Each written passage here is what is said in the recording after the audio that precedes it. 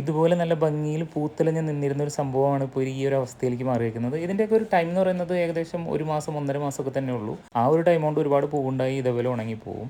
ഇന്നത്തെ പ്രധാന പരിപാടി എന്ന് പറയുന്നത് ഇതേപോലെ കുറച്ച് പയറുണ്ടായി നിൽക്കുന്നുണ്ട്. അതെല്ലാം ഒന്ന് കട്ട് ചെയ്തെടുക്കണം. ഓരോ സൈഡിൽ നിന്ന് ഇത് ഉണങ്ങി തുടങ്ങിയിട്ടുണ്ട്.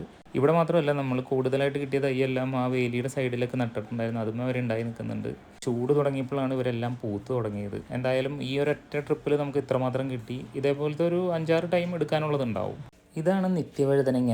ഇത് വഴുതനങ്ങയായിട്ട് യാതൊരു ബന്ധമില്ലാത്തൊരു സംഭവമാണ്. എന്നാലും നമ്മളിതിനെ നിത്യവഴുതനങ്ങ എന്ന് വിളിക്കുന്നു. ഒരുപാട് പ്രോട്ടീനൊക്കെ ഉള്ള സംഭവമാണെന്ന് നേരത്തെ ഞാൻ പറഞ്ഞിട്ടുണ്ട്. അവിക്കുട്ടിക്ക് പുറത്തിറങ്ങാൻ പറ്റിയ എൻ്റെ സന്തോഷം ഇങ്ങനെ തീർത്താൽ തീരണില്ല. ആളെ കൈ വിട്ടാൽ പിന്നെ ഒരൊറ്റ ഓട്ടമാണ്. കഴിഞ്ഞ പ്രാവശ്യത്തെ പോലെ തന്നെ ഈ പ്രാവശ്യവും നമുക്ക് ഒരുപാട് മുരിങ്ങയൊക്കെ ഉണ്ടായിട്ടുണ്ട്. ഇന്ന് ഇവരെല്ലാവരെയും കട്ട് ചെയ്തെടുക്കണം. കാരണം ഒരുമാതിരിയൊക്കെ മൂത്ത് തുടങ്ങിയിട്ടുണ്ട്. പണ്ട് നമ്മൾ ചാമ്പ മരത്തിലും മാവിലും പേരക മരത്തിലും ഒക്കെ കയറിയതിൻ്റെ ആ ഒരു എക്സ്പീരിയൻസ് നമ്മളിപ്പോൾ ഇവിടെ ഇത്ര കാലം കഴിഞ്ഞിട്ടും പുറത്തിറക്കാൻ സാധിച്ചതിലൊരു അഭിമാനം തോന്നുന്നുണ്ട്.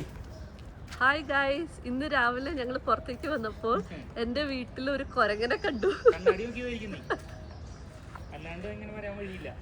കുരങ്ങൻ ഒരു മരത്തിൽ നിന്ന് വേറെ മരത്തിലേക്ക് ജമ്പ് ചെയ്യണതല്ലേ, നടന്നു പോകുന്ന ആരെങ്കിലും കണ്ടിട്ടുണ്ടോ?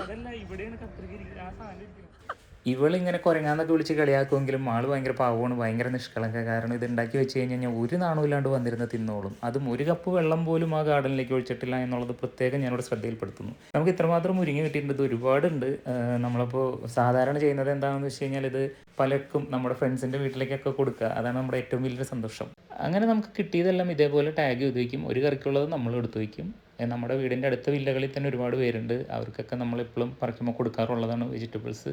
പിന്നെ കൂട്ടത്തിൽ കുറച്ച് പേർക്ക് മുരിങ്ങയില ഇഷ്ടമുള്ള ഫ്രണ്ട്സ് ഉണ്ട്. അപ്പോൾ അവർക്ക് വേണ്ടിയിട്ട് കുറച്ച് എടുത്ത് വയ്ക്കുന്നുണ്ട്. ഈ പ്രാവശ്യം വളരെ കുറച്ച് മുരിങ്ങയില മാത്രമേ പറിച്ചിട്ടുള്ളൂ, കാരണം ഒരുപാട് പൂക്കളുണ്ടായി നിൽക്കുന്നുണ്ട്.